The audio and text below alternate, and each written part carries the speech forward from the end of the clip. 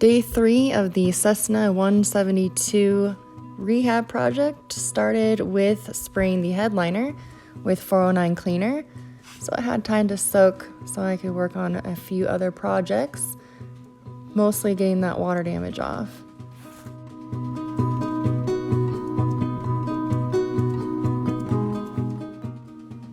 So we'll go ahead and let this soak and start another project. The airplane plastics need a lot of work. They have chips and cracks, and I'm going to see what I can salvage.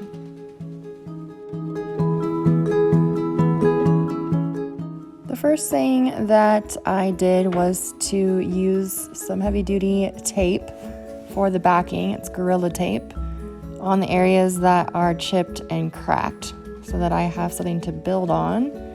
And I will be using JB Weld to build up these corners that are chipped.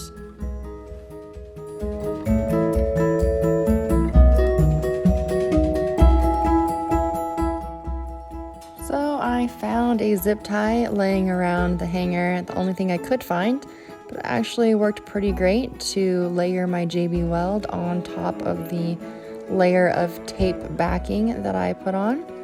So just working with that JB Weld to make sure it's smooth and kind of just add layers to make it the right thickness.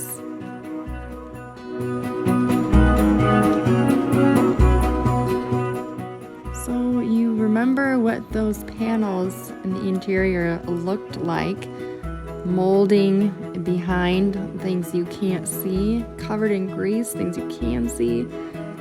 Terrible condition, not looking great. So now I get to put in the panels that are going to make this plane look fresh and clean.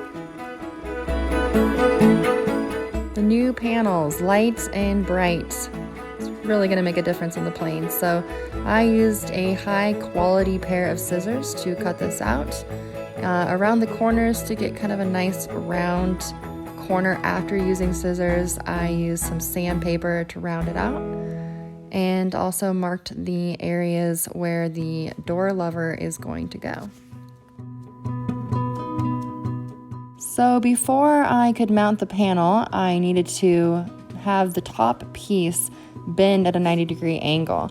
So Kydex works great with heat guns. You can actually just heat it up and then mold it how you would like. Now I'm a beginner, so I made some beginner mistakes and got the entire piece hot. So instead of doing that, I learned to use a ruler to keep the heat just where I wanted it, and then just kind of folded it over to get a nice bend. In the final moments, can I get this panel to fit and rest underneath the latch for the window? Oh, it worked, it's in, and it looks pretty good, not too bad. Next step, cutting those holes so that we can attach the lever. So I ended up using a Dremel. It was easier than the scissors, and those marked points were accurate, so I just used a Dremel tool to cut out those areas, and now we can attach the door lever.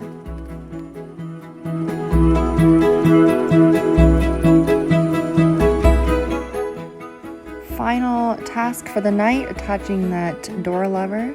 Went on very easily, had to make sure it was in the correct position, and then just a simple screw, and it's on.